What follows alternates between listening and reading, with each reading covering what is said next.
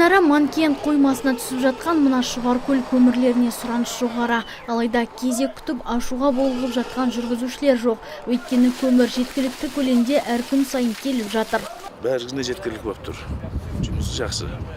Бастықтарға рахмет, әкеп тұр, жеткізіп тұр, жағдайға қарап отыр, бәрі жақсы. Бағасы қазір төмен түсіп 13 мың болып қалды. Бұдан тасып жатырмыз сонда қаласы. Ал Шұбаркөл көмірінің тоннасы қазіргі таңда 13 мың теңгеден саудалануда. Егер де дәл осы қоймадан сатып алсаңыз, бағасы ешқандай үстеме бағасыз дейді мұндағылар. Сондықтан да олар алып сатарлардан емес, тікелей қоймадан алуға кеңес береді. У нас самый хороший уголь. Көмір жеткілікті, ешқандай айқай-шу жоқ, барлығы да өз орнымен алып кетіп жатыр. Қазір таңда көпшілік көп тұтынатын Шұбаркөл көмірінің бағасы 13 мың теңгеден.